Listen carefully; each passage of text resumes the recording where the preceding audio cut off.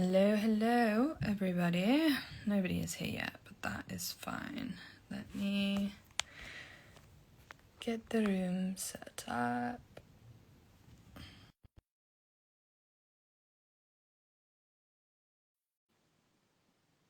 Hello, everyone. Trying to get in here. Hello. Hello, hello. How are you?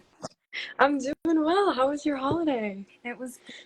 Thank you. Did you get some rest? Yes, much needed rest right before the United Cup kicks off tomorrow. Oh my goodness, I don't even know the date anymore. Tennis is back. It is. It's a whirlwind, but it's back.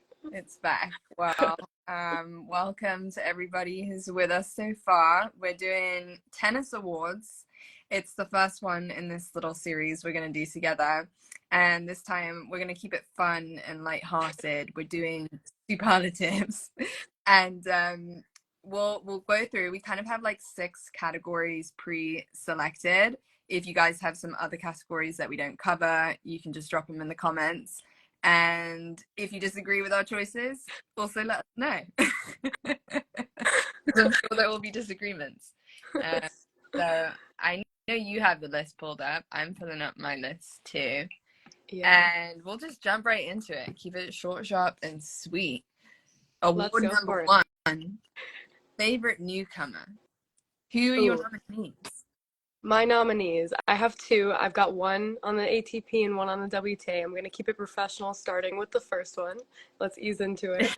On the ATP side, it has to be Ben Shelton. There's no doubt about that. He is tearing up the professional tour on the men's side. Yeah. And on the WTA side, I'm going to have to go with Mira Andreeva. She's a good choice. Yeah, she's coming up there. Not the spotlight's not too much on her where it's overwhelming and she's gonna like fall into it too much, but she's really, she's taking it step by step, doing her thing. She's an absolute beast.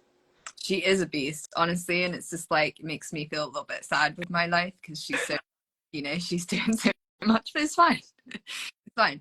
I would definitely agree that I think it's hard to think of a better name than Ben Shelton for the Newcomer Award on the side, just because his results have been so impressive at the bookend of each calendar year. Would have loved to see a little more in the middle, but I feel like given that Australia was like his first ever trip out of the country, that we can cut him on like not figuring out grass and clay yet.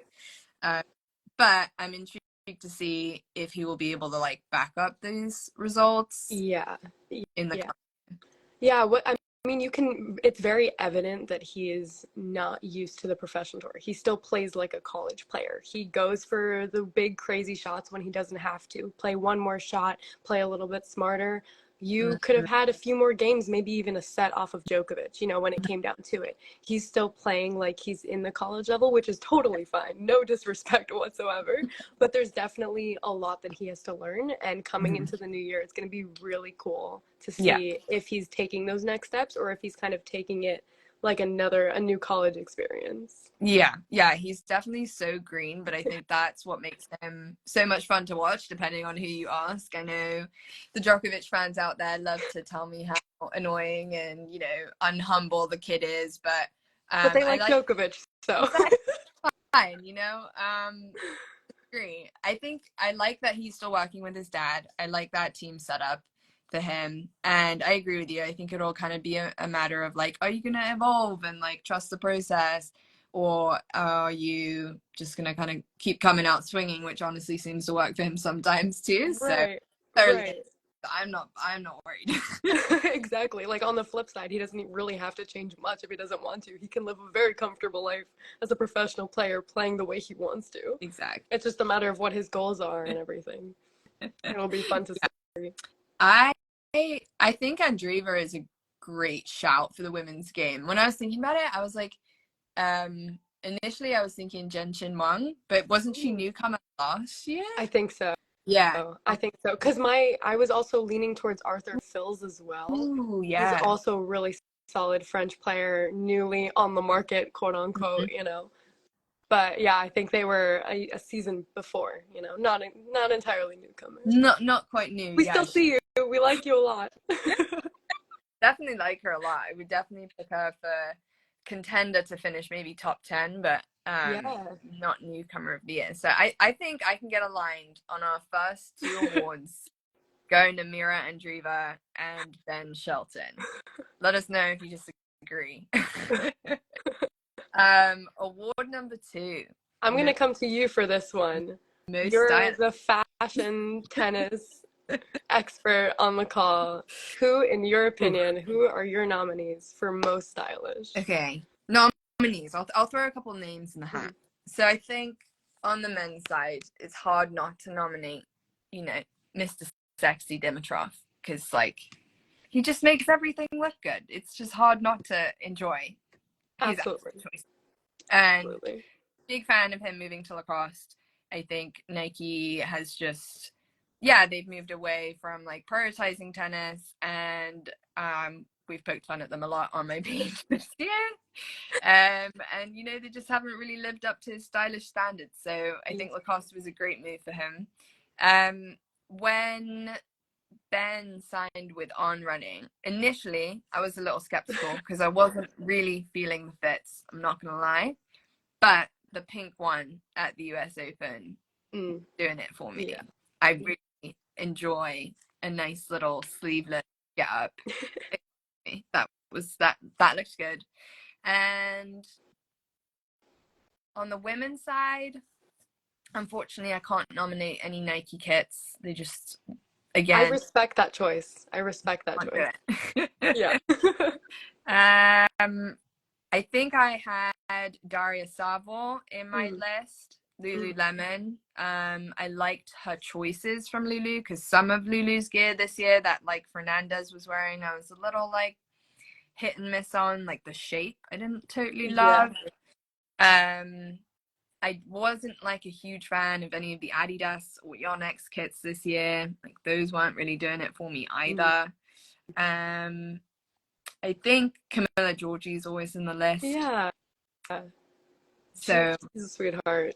Yeah. Her outfits show it. It's great. Honestly, I think I probably have to give it to her because also she's the only one wearing those outfits, which I feel like I want to see more tennis players in completely unique looks. And I love that it's also designed by her mum. Right. Yeah. Yeah, wow. Yeah, I What agree about you? with you. Well, my favorite was that Dimitrov was the first name out of your mouth. I think that's just, over the years when you age like fine wine, your outfits have to go with you, The Lacoste switch was absolutely crucial in my opinion, especially with Nike. And I don't know, I agree there should be more character. And I feel like we're starting to see a little bit with the younger players. Holger Rune in his really short pants these days and like the baby hair sticking out the hat. It's a look. It's a look. He's going for something. I don't know what it is yet, but he's going for it. Yeah. And so like some players are really tuning into it. We saw the bodysuit from Wozniacki and like we're getting somewhere. I don't know if we're hitting just yet, but I like the effort. I do. I think we're going in the right direction.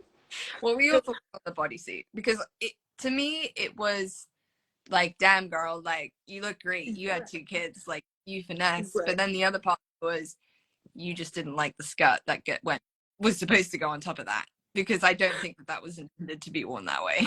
Yeah. Yeah. Enough said. Yep. She's just showing off to all the moms that she's just, she's better. She's back. But yeah, the skirt was somewhere in the closet there in the locker room, just left behind. Yeah, she forgot it. Oops. But yeah, I definitely agree across the board with your nominees. I wrote down Grigor because it's just I think it was the Rolex Paris Masters look with the maroon, the orange, the white, the black, like that. That was beautiful. Yeah. And he made it all the way to the final. Like every so often he gets that burst of energy. And it's just, it's great to see. I love that he's still fighting out there. I know.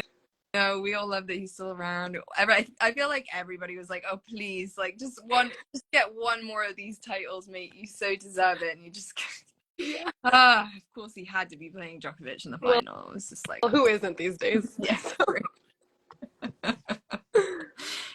that's just life. So I don't know. I'm like, can you just hang on like a few more years, see if you might, have a little more juice left than Joker, but probably not. So Probably, yeah, yeah, probably not. yeah, But I like the effort. I like it. Because Stan the man is still around. We've got Murray back in the game true. a little bit. They're still, they're They're trying. They're trying. trying, I trying appreciate always it. possible. Would you have a winner on the WTA side? Ooh, I'm gonna have to go with Camilla Yeah, Giorgi. I think it's like such a classy, elevated yeah. look. And it matches, I love that it goes with her game style and her personality and everything. Like something about that just Yeah, clicks. It's just, yeah, there's no denying it. yeah, I agree. And she has so many different varieties and options. I love the velvet she played with at the US Yeah. Open. I'm just like, come on, girl, like give us a deep run so we can appreciate these fits that you've got.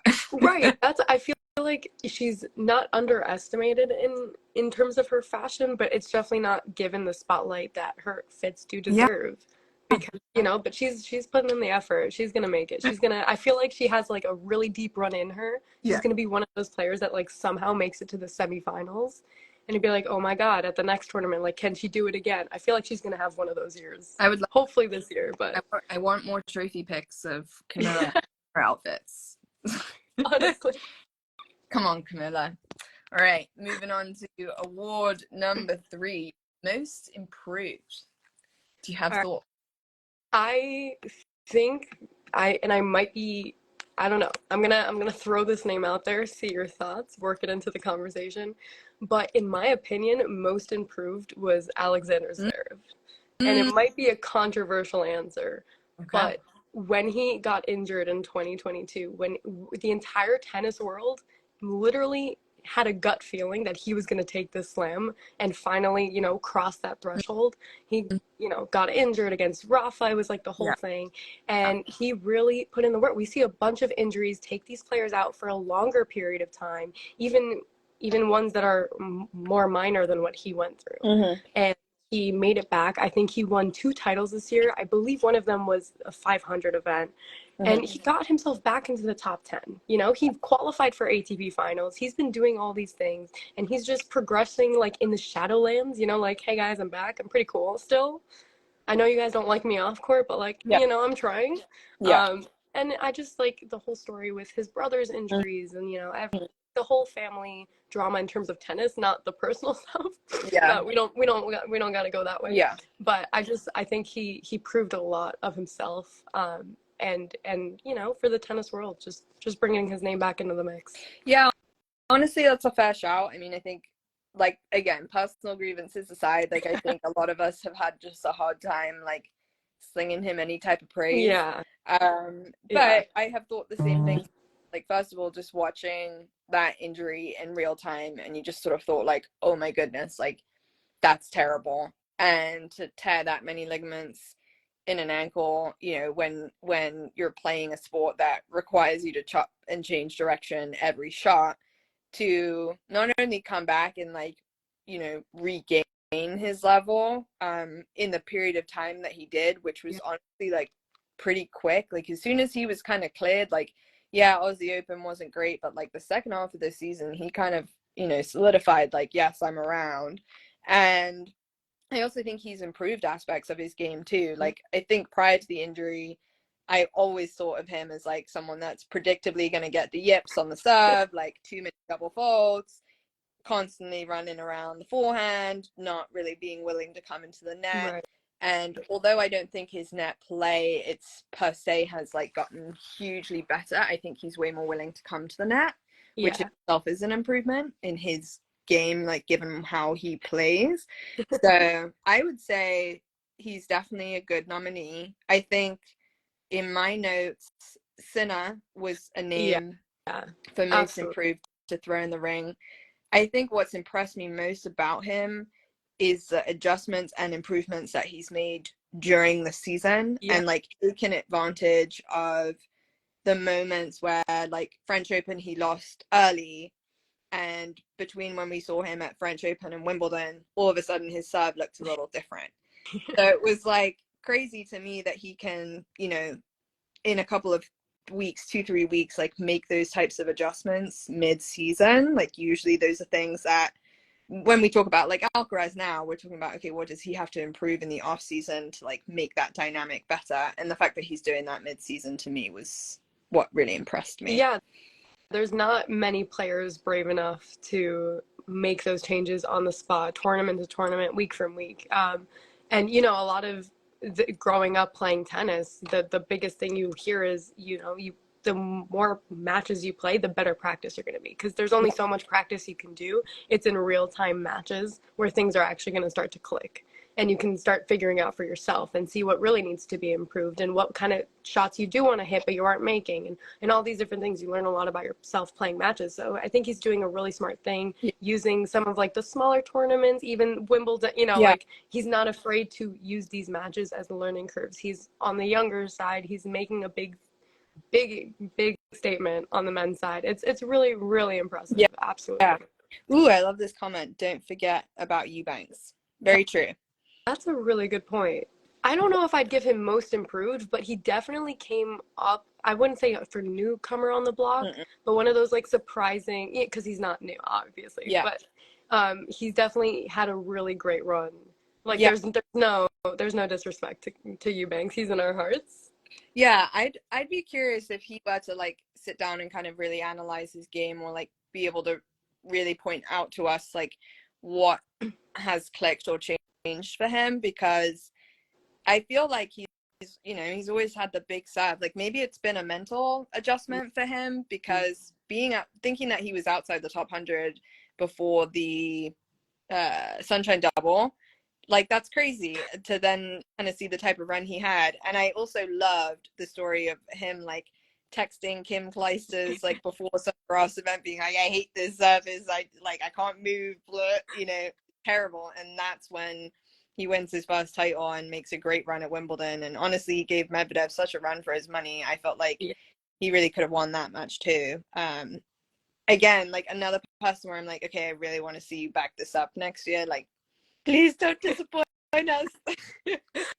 It's so true, because in 2022, I compare it to Tiafoe's run at the U.S. Open, and how this year we were all, you know, the pressure is on for the first time. He's playing with that pressure, and what are we going to see from him? But it's kind of similar, where they have a very specific game style, and they kind of just go for it. So it'll be really cool to see if Eubanks could have a better follow-up year than Tiafoe did. Yeah. That'll be interesting. Tiafoe was such a like, because I feel like he didn't start this year terribly. I mean, he got inside the top 10, and then I felt like as soon as he got inside the top 10, it just fell apart from there, unfortunately. Yeah, it was almost like that was his goal, and he's like, okay, now what? Like, I made it. It's like, no, mate, we keep going. Exactly. Oh, so who are we gonna give the award to? I think we should maybe discuss a little bit on most improved for the women too, because I think Sabalenka's a shout for me in there, given how she played in 2022, the double faults. Just like we've all talked about it, we've all witnessed it, and just like, you know, watched her game and been like, dude, like you're so good. Like, why are you're almost like making tennis more difficult for yourself than like it. And then I just totally loved like her attitude shift at the Australian Open, where she was like, I don't need a sports psychologist. I don't need like any of that. I need to fix this myself. And like took total personal responsibility for the yips or whatever it was that was going on. Like redid the biomechanics on her serve, and she's up there with some of the most aces and, you know, best performances of the year, getting to a slam semi-final on each slam or better. I mean, getting to world number 1 for the first time, and just in general, like being such a solid performer week in, week out. I've been super impressed by her. Absolutely. She is definitely the first and probably only name that came to mind on the women's side for this past year. I think people are finally starting to understand the difference between grit and personality in terms of someone. I feel like she didn't have many fans because of her on-court presence, but there's such a beauty to how she carries herself and how she plays the game and how far she's come. Like everything you just said, you hit the nail on the, you know, it was just exactly it. We got to witness it. We got people to see who she is off the court. She's actually, I know I'm getting a little ahead of myself here, but she's probably my favorite TikToker too, because like you get to see her personality off the court, and I think that helps mesh the two worlds and show that, you know, tennis personalities, what you see on court isn't always what you get off court. Yeah. And I think that's also a big part of like how her game's changing. She's more comfortable in herself and like trusting herself. So absolutely, she's my vote from the women's side. I wouldn't mind giving one award for each, because I do think, you know, I think this was a split decision. Yeah, true. Well, there was a comment in here for Marketa Vondrousova, or Vondrousova, I never know how to say her name. Which, you know, I feel like I've just been waiting the last 3 or 4 years for her to like show us how good she is, because we've seen pictures of her where I'm like, you are extremely talented, and also I could just imagine how annoying it would be to play against her and her game style, like junky balls, different pace every time, and I mean, yeah, so impressive to win the Wimbledon title. I don't know why I'm struggling to give her like most improved, because I feel like she's showing us like what she was always capable of. It's just that she's never been healthy enough to do that. Right. I think it's more that's like a Eubank situation too, where they had a really great run and we kind of knew that they had it in them, and it was really exciting to see. But as the tournament season progressed, it only went so far afterwards. You know, like in terms of consistency for the year, I think our 2 nominations were the best. But there's no disrespect to Marketa. She could beat me up any time of day. You know, like please, I'd be happy to. Honestly, this comment here, I fear the Wimbledon title won't be repeated. I have the same fears. Exactly. Okay, so I think we're in agreement. Most improved award on the WTA is going to Sabalenka, but we're going to have to battle it out on the ATP. Listen, again, Zverev, I had to throw the name out there. I know he doesn't get much praise these days, but his on-court game deserves the highlight. But my absolute heart goes to Sinner, so I'm okay with this split. Okay. I'll give this one to you. I'll take it like a champ. You know, because they're pretty level-headed, we'll have to factor in that Sinner is a universal fave and give him he also has the higher rank. So he does. Just overall speaking, well, that softens the blow. Thank you. All right. Now we are heading to halfway through. So, favorite TikToker or social personality? I wanted to expand this because I know that there are also some funny presence Twitter personalities or X personalities as well. So, a couple names I could throw in the hat who I'm curious about if you who you would have. You mentioned Sabalenka, definitely throwing her in the mix. Yes. Daria Saville. Gotta have her in the mix. Of course. Great TikToker. Funnily enough, Liam Brody on Twitter. Ooh. He's a good time. He's interesting. I've come across a few of his things. He has opinions. He does, and he's not afraid. Yeah, I like that actually a lot. And I don't enjoy reading the tweets, but they're there, and they're from Tsitsipas. Roddick is also great on Twitter. I did see that. Naomi, Murray, they do. Yeah, I feel like people make fun of Murray enough for us to see him there. Ooh, what about that's a good Draper with that hilarious little video he had with Murray on the drive back from Davis Cup? I love it. They're great all around. Do we have to give an award for this one? They're all just fantastic. They're really stepping up their social game this year. Is there anyone who I didn't mention who you would have on the list? I mean, we've seen like a couple of bits and clips from a bunch of players throughout the year, but definitely most consistent. I think you hit the nail on the, you got it. Liam Brody is up there. I haven't checked X in a hot second. No apologies to World Tennis League, but that wasn't it. No one was tuning in there. Like, congrats, but like, Liam Brody's up there. You the one video that comes to mind just off the bat is Coco Gauff's US Open trophy win. But again, that was like a one-time, you know, spur of the moment. And it was so sick because, like, why wouldn't she? Yeah. You know, it was fantastic. But yeah, I think, I mean, for me, it's Sabalenka because, again, it matches her personalities on and off the court. And I think it kind of goes both ways and it blends well. But I'm here for all of these. Yeah. Mention for Kyrgios as well. Kyrgios just, you know, he's just tearing up a storm online. He just doesn't give two shits, excuse my French. He really couldn't care less what he says on the internet. Which is entertaining, you know, I'll give it to him. It's like Tsitsipas. Although I'm definitely less entertained with Tsitsipas's very confusing tweets that are supposed to be philosophical, but just right. That's the one where, like, I see your point. Like, he's at least trying to have a voice, but it's not the voice that we were looking for. Exactly. And it's also from him. So, like, I don't know what's going on there. Like, what do we think about the Tsitsidosa Instagram account? The account is interesting. I think when they created it, it became more of like a schoolgirl situation, couple. You know, I think people don't take them seriously because of it.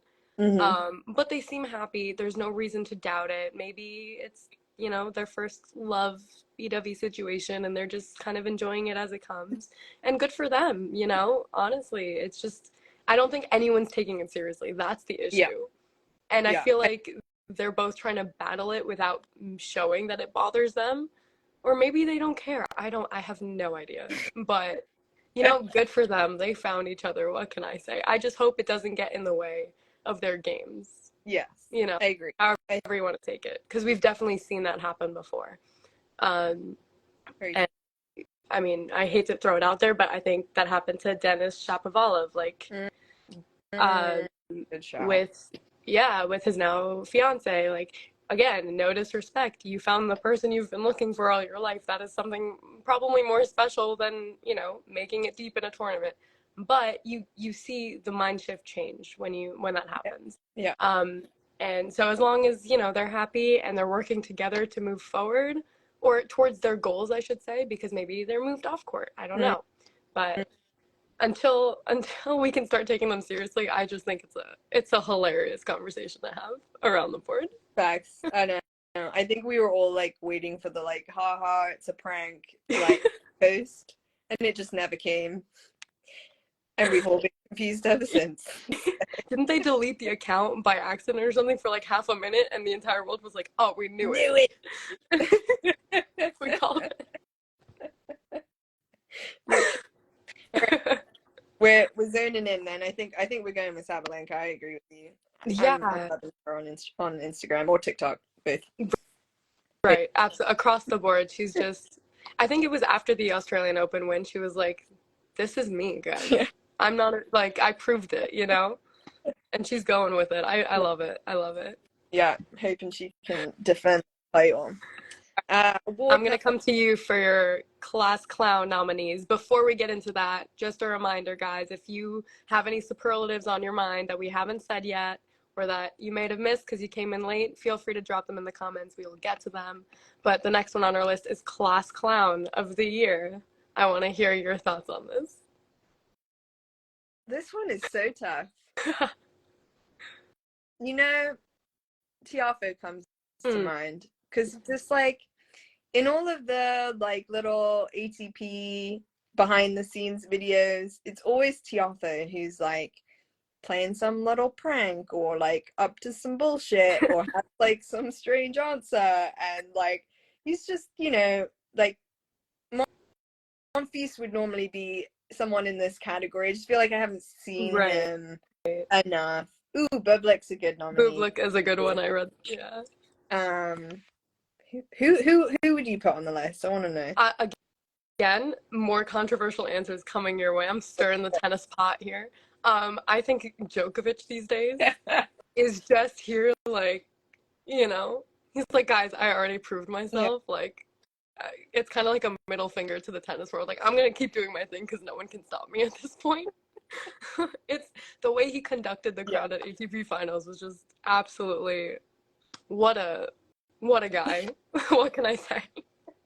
And on the women's side, it has to go to Ostapenko, in my Oh, opinion. oh yes. She, between the shoulder loofahs and like the bad line calling, I don't know. I don't know what it is, but there's something about her that gives me class clown energy.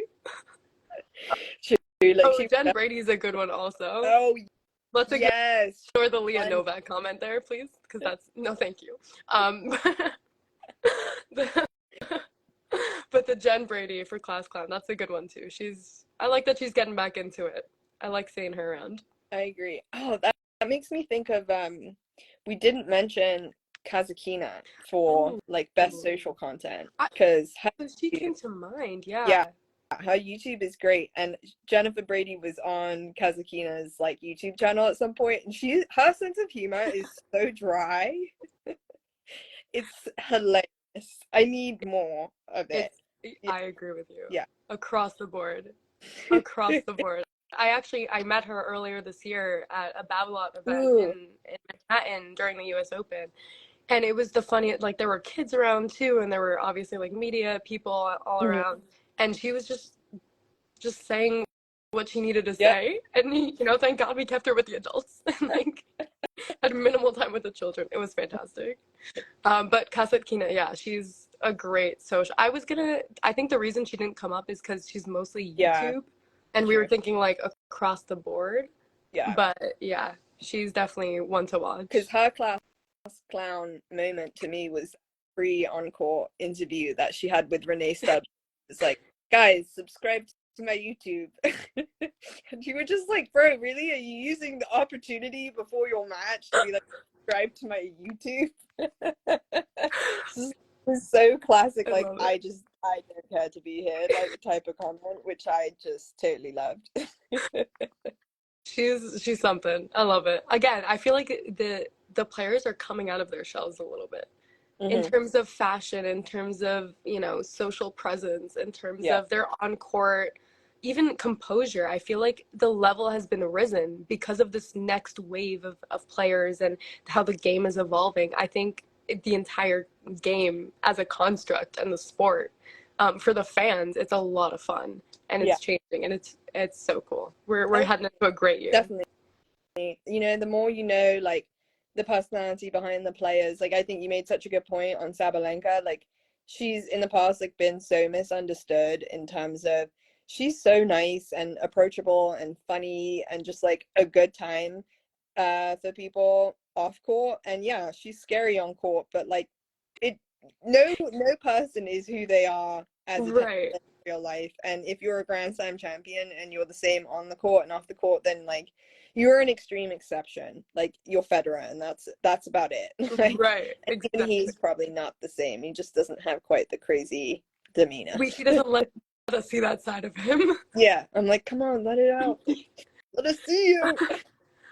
Right. I think when Murray, I forget where he did the interview, but he mentioned that like when I'm most upset on court, it's actually when I'm at my happiest. Yes. And we love him off court, and it's like until you get to, it's just a blend of both. And I feel like tennis players, especially those who have competed, but anyone in this realm understands that when you're in the zone, it comes down to you and what you need to do to accomplish your goals and to get to the next stage of the game. And that could look entirely different from who you are off court. Like during the changeovers, you could be the silliest person, but like once the serve clock winds down, you're in the game.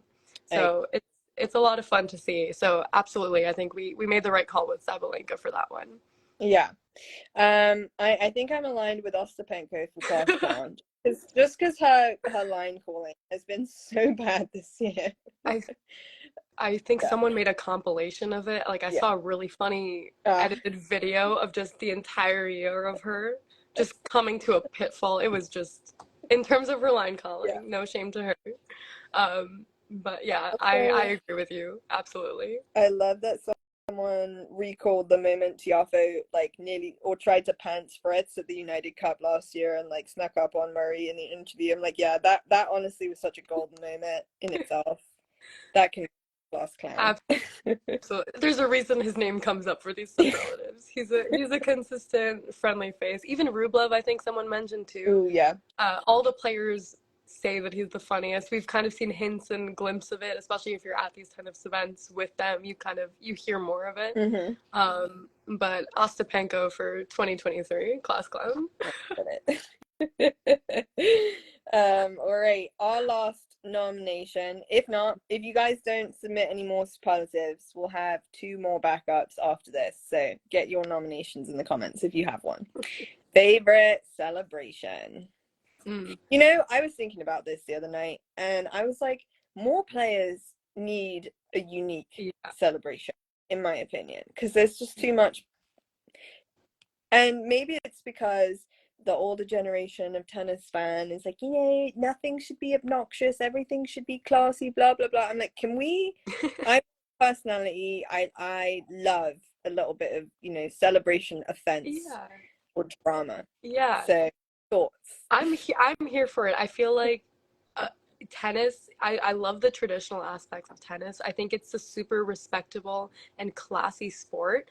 And I love that it's different from literally every other sporting event you'll ever attend. Even if the players get a little more rowdy with the celebrations, and you know, even during the match when they celebrate a big point and Rafa like waves everyone together and he does a little shuffle thing, like the crowd gets behind it. We love to see it. We want to see your love and passion. I think that's why the entire world blew up when Rybakina, however you want to pronounce it, won her slam, and it was like, you know, and then she had a picture with a puppy dog and she was like, oh my god, it was like the funniest thing.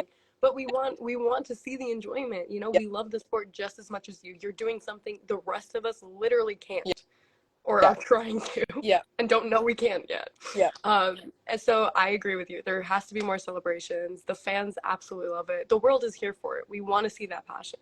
I agree.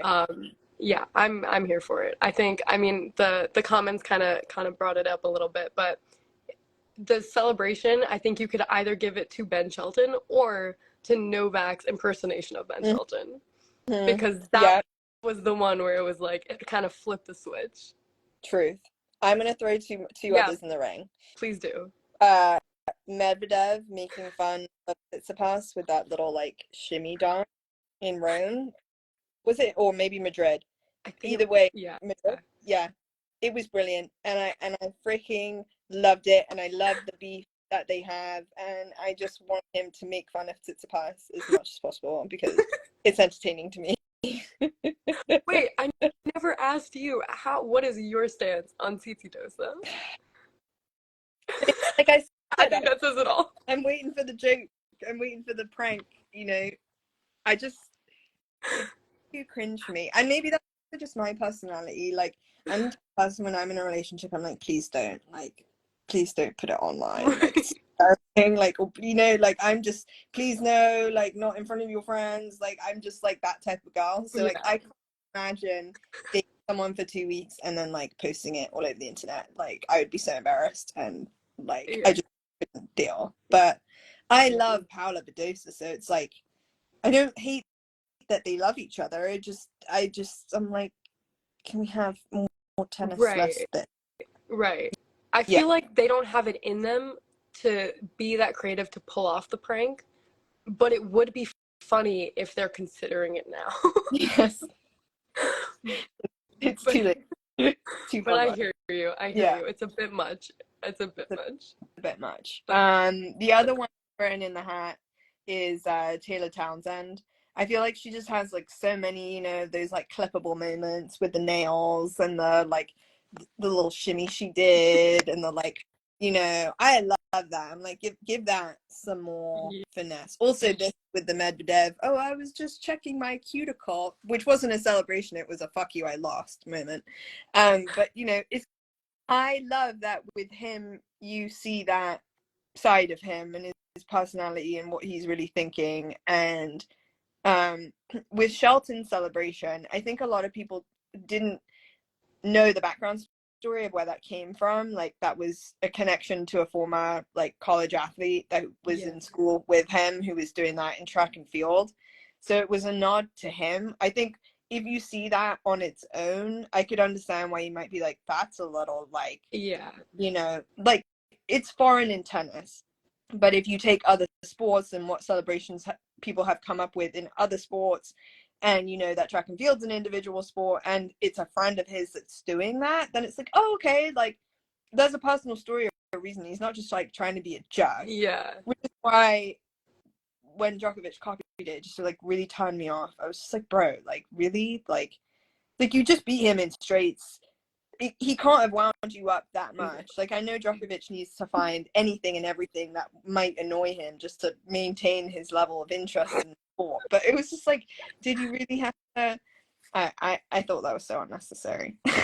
I think that goes more to my nomination for him as class clown. Yeah. Because again, it's like, you know, Djokovic's middle finger to the tennis world. Like, I'm doing whatever I want. No one can get in my way. Literally. Like, come at me, I dare you. I think the Medvedev shimmy was fantastic. It was also around the time where like Tsitsidosa, I believe, right? Mm-hmm. I don't know. I just their rivalry, everything about it, I'm here for. I wonder how it affects other players, or if it does at all, or you know, I would love to be in that locker room with like the two of them, like one of them walking in, you know, and all eyes just like, what's gonna happen? I would love to see it. Yeah, I know, because I know that like Medvedev stood up for Rublev at one of the where is it, Abu Dhabi or maybe Dubai they were in. Dubai. Yeah, one of those. Tsitsipas had sort of made a comment in a presser that was like, Rublev only has one dimension, and Medvedev refuted that in the finals like trophy ceremony, which I was just like, I love that you're gonna find any and every opportunity to just flush the toilet on him. It's great. Yeah, I think overall celebrations and keeping it consistent, Medvedev is just the absolute champ. Yeah. So who are we gonna give it to? I mean, that I'm gonna lean towards him, honestly. Yeah. I think Taylor Townsend also has really fantastic, and it's very like personable, and again, it shifts to her kind of character, which we love to see. And she's the only one really on the women's tour that like is into showing a little bit of personality, you know? Like, you get the roar from Sabalenka, and like Iga's fist pump. You get nothing from Rebecca. Like, I like that Townsend gives us something different. Yeah. So that Townsend would be my vote for the WTA, and I would just love to see her ranked higher and giving us more sellies. That would be great. Yeah. Yeah, I think she's underrated. Maybe she hasn't pushed that threshold that she can. Mm-hmm. And we've definitely, I mean, we've seen it in doubles a lot, and I love it. And I love that she's making that shift, because that's where she's going to shine. And I think her and Layla together is fantastic. Yeah. I think we're going to see more of her. I really do. And I hope so, because she's one of the few people on the women's side who isn't afraid to just put it all out there, be herself in the best and worst ways. So, through that. I'm here for it. Through that. She has confidence. Going to be in that top ranking, so I have confidence. Absolutely. Okay, we're moving to our bonus rounds because none of you are creative as we are. So, best match of the year, and this is tough because I think there's a lot of contenders. So we'll keep it short, and sweet. 10 more minutes. So how about? Okay, should we do one on the men and one on the women for this one? Mm-hmm. Okay, because I feel, again, there's a lot to choose from. Yeah. I think on the women's side, it was the Sabalenka Keys U.S. Open semifinal. Ooh, that's a good shout. That was probably my favorite women's match of the year. Just, you know, Keys making her run into the semis at the Open, you know, American tennis. Going against Sabalenka, who we've grown to love throughout the year. And it was like, oh my gosh, with Coco on the other side too, it was like, do I want that All-American final? Do I want to see Coco take out Sabalenka, who, you know, it was, and, you know, Keys came out the gate swinging. I think it was a bagel first set in a semi, you know, and then the 2 tie breaks following. It was just an absolute battle all the way. Yeah. So that's definitely a nominee for me on the women's side. My nominee would be the women's final in Australia between Rebecca Sabalenka. I love a 3-set final. I thought they both produced high levels of tennis and like showed some of their best tennis that we'd seen from them even this year. And that sort of like emerging battle, you know, two big power players. The reason why the Keys match is hard for me is because I felt like with Keys, like, oh, you had it, you know, like, you had it. And with her, that's kind of like been the story of her career a little bit, with just falling short somewhat at the final hurdle. And I don't want to come down too hard on her because, you know, it's so much harder than it seems. And I know that she struggled with it. So it's not really a making fun of, but it's just like, no, it's felt fact. like, yeah, just the nerves took over, and she just totally deserved to like finish that off, and it was just a couple games away. Right, Like, and I think that's why it stings yeah. so much, is because like she finally pushed past that threshold. Yeah. She's always been an uphill, up, down, you know, it's a roller coaster ride with her every year. Yeah. And it's like, oh my God, can she actually do it? And it's like, nope, just kidding. Yeah. It's still who we thought it was, you know. Yeah. Yeah, So, exactly. but I agree with you. The Australian Open, first of all, what a way to kick off the 2023 Grand Slam happenings. That was absolutely amazing. Yeah. Three Ooh, I thought setters. Yes. the Azarenka Svitolina match at Wimbledon. That's also, that that was fantastic. a high level, two moms playing each other. Just the grit and the swing of the match, and just so close, and didn't know who was going to win it right until the very end. And just thought like the emotion in that was so high. It was a shame the way that the crowd kind of reacted at the end. I felt like that sort of dampened how good of a match that really was. Yeah, I from the reaction aside, I think that match, there were two seasoned players who we grew up watching and we absolutely love. And to see them battle it out in an age where there's a bunch of newcomers on the block, but we still get these like old-timey matches at the highest level, you know, after they come back, after they've had kids, it's, you know, it was an absolute showstopper. I could not look away. Yeah, I couldn't either. That was a really fantastic one. Yeah. Hard to pick. If you're picking one of these three. Okay, so I'm between I don't know. Oh my God. Azarenka Svitolina, I feel like that was a classic like WTA match that we know and love.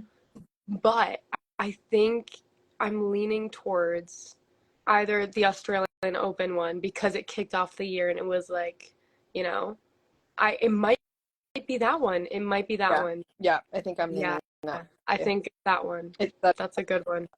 Such a good rivalry period. Then they met again at Indian Wells. Like, I think to see Sabalenka break through and get the slam and be like, okay, I'm here. I think it set her up for such a good year, and I'm down to go with that one. Which leaves us for the men's award, and we'll finish it off with this one. Yes. So, nominees. I know everyone in the comments has dropped Djokovic, Alcaraz, and Cincinnati, which I would definitely put on my nominees as well, because that match was just absurd, and the roller coaster experience that left in just a best of 3 set match. The fact that that's one of the most memorable best matches of the year is wild. Yeah, that one's definitely up there. I think especially for a 3-setter. Yeah. You know, when you think of the men's game, everyone thinks of the 5-setter, like who had it at the slams and these bigger events, but it doesn't take 5 sets to put on a good show.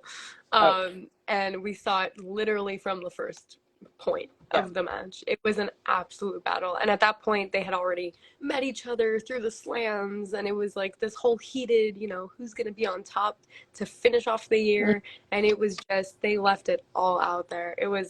That's absolutely a nominee. Yeah. Who else would you have on there?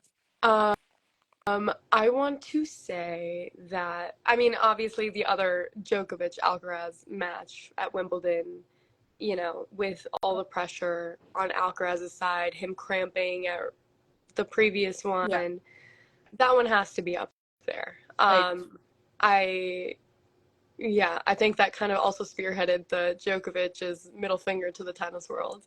So I'm here for it. It causes turmoil. I'm here for it. There's a dent on the men's side. So that one's also a classic that has to be up there.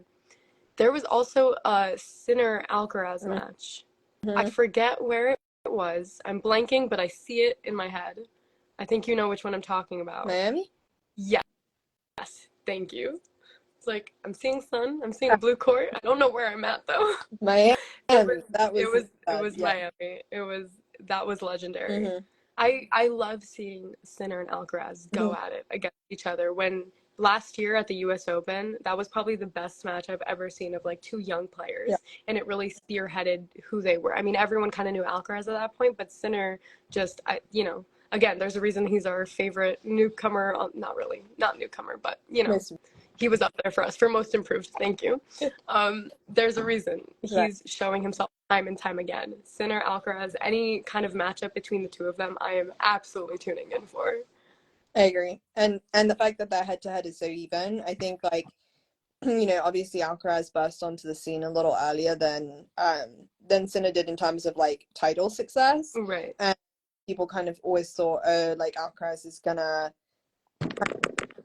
separate himself from Sinner in terms of, head to head.